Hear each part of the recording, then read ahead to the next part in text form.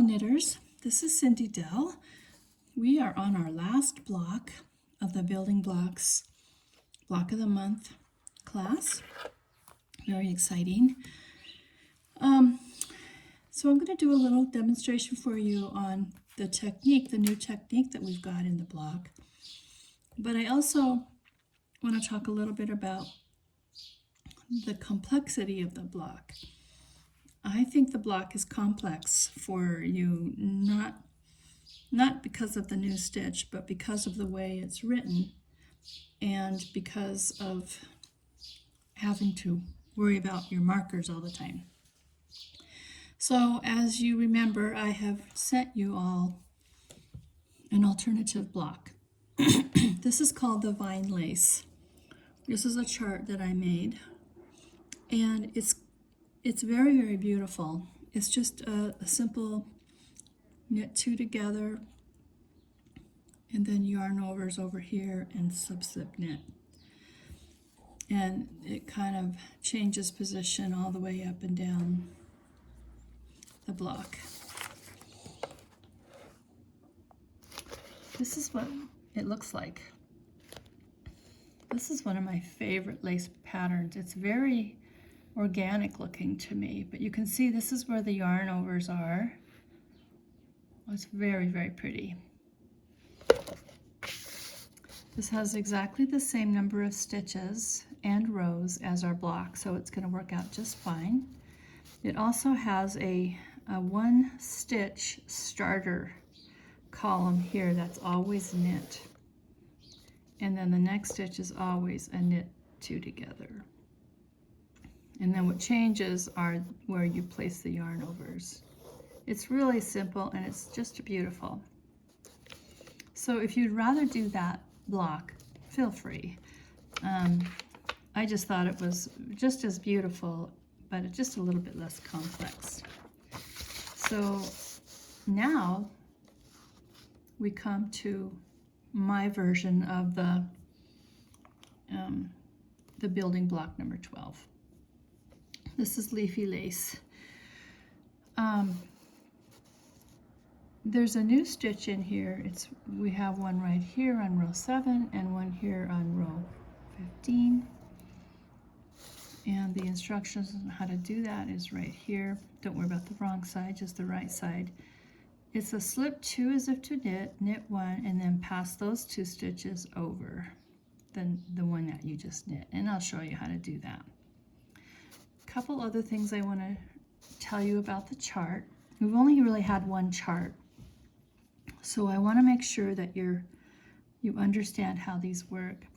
In your chart, you have a colored line around this entire box here. That is what you're calling a repeat.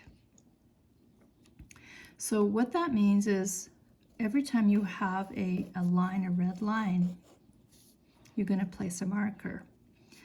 And then between those lines is where you repeat. This first stitch is never repeated. It's only done once. That's the same on this chart, by the way. The difference is on row 7, you have to remove your marker before you do this stitch because you're knitting these two together.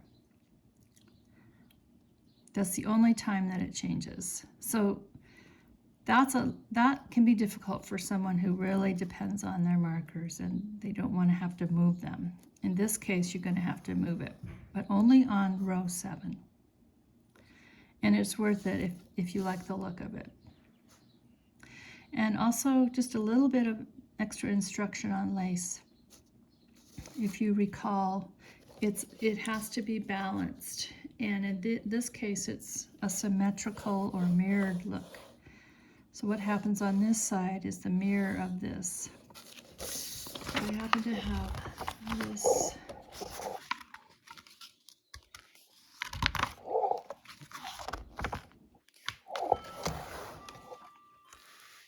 In this book. This is the very same stitch. In fact, I think the author probably got her patterns from this book. But you can see that it mirrors whatever happens here. Whatever happens on this side is also happening on this side, and it looks like a mirror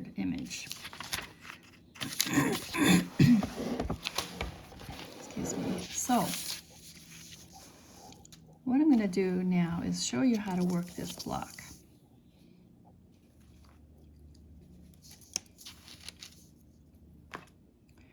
I have worked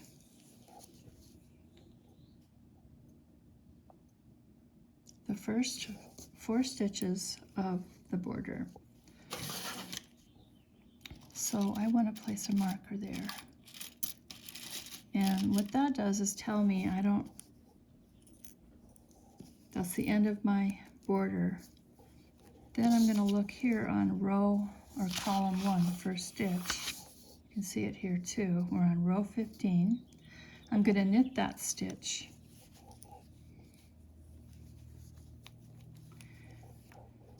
And I'm going to place another marker. And that tells me this is the beginning of my 10 row repeat, 10 stitch repeat, sorry. So on this row 15, we're going to always start with a yarn over. Yarn over.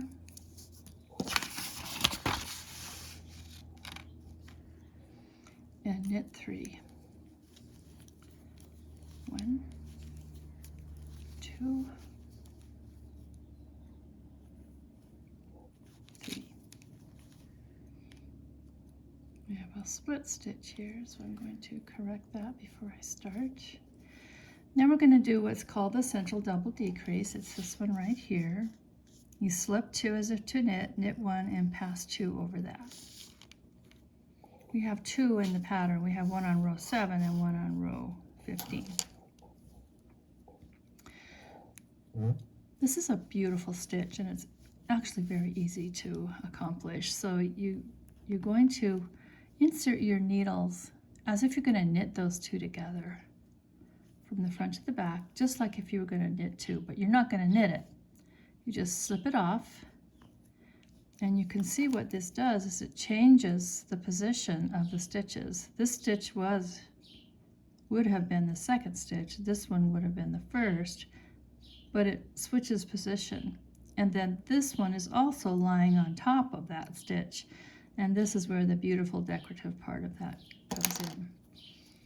So we're just going to leave those on there for a second, and then we're going to knit the next stitch. So what we've done is we've slipped 2, we knit 1, and now we pass those slip stitches over the top. And this is just like binding off a stitch. But you're going to do 2 at a time. You're going to put your needle in from the front. I stretch it just to make it easy. If you can do it without stretching, you should, because it kind of distorts the stitch a little bit. But at this point, I wouldn't worry about it. The most important thing is that you can get your needle in without splitting stitches. So I stretch it out a little bit for demonstration purposes. And then just as if you were binding off, we slip it over the top of that one. And you can tell because I stretched it, this stitch in the back's a little bit wonky. That's okay though. That kind of thing comes out with blocking. But you can see that this stitch is right on the top, and it just makes a beautiful looking ridge all the way up the top if you repeat them over and over again. We're not doing that here, but that's what happens if you repeat them up a column. The next portion of our chart is to knit 3, yarn over, knit 1. So let's do that. 1, 2, 3, yarn over, knit 1. Okay, and I'm going to place a marker. You should already have markers in at this point, but just to show you where the markers go. So we start over. Remember, this is the part that we repeat. We don't include this one. We start with the red line and work our way across the row until we get to the end, and then we come back to the stitch again. So we're going to yarn over, knit 3, and we're going to do our central double decrease. as if to knit, slip those onto your right hand needle, knit the next stitch,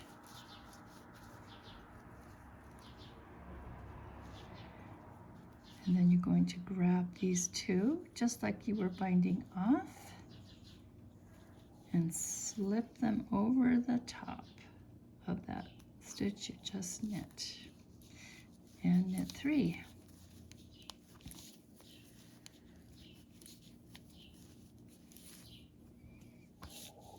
Then in this case,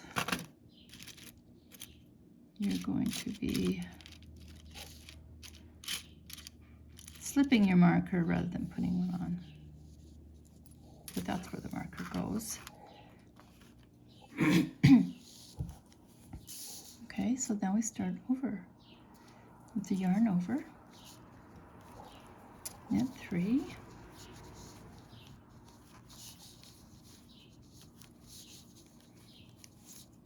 then the central double decrease, slip 2 as if to knit, knit the next stitch, and slip these over the top like a bind off, knit 3,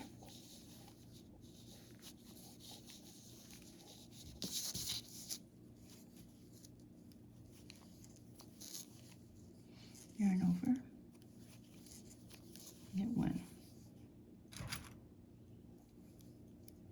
marker,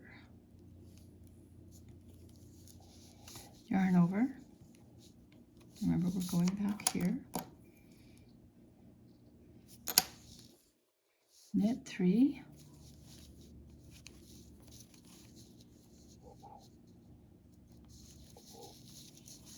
central double decrease. Oh, I got a split stitch here, so I'm going to fix that. So we're going to slip these two, knit the next.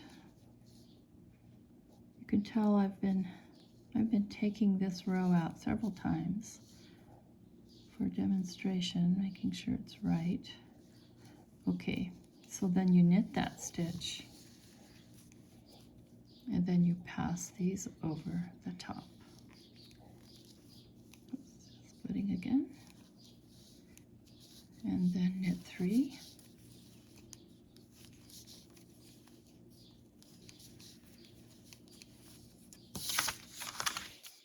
Yarn over.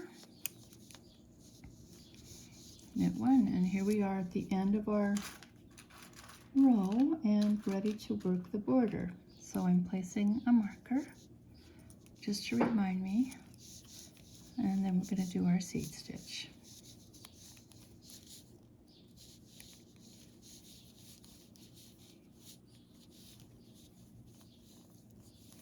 Okay.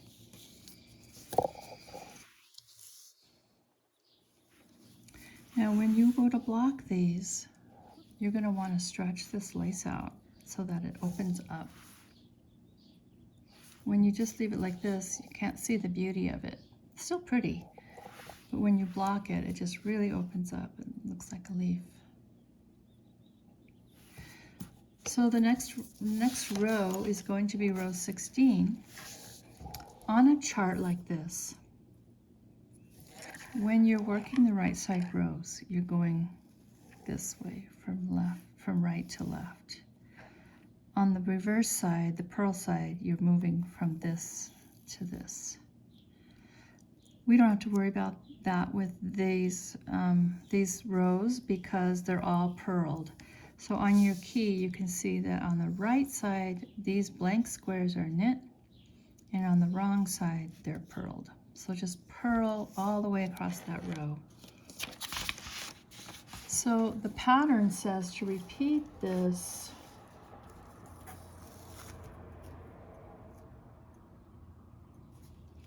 you're going to repeat this 3 times, and then you're going to work 1 through 7 again.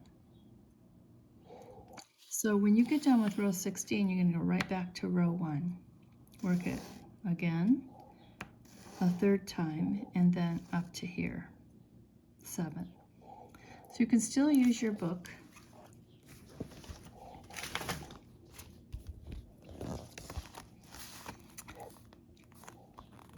So it says work up the rows 3 times plus 7 additional rows, and you end after row 7.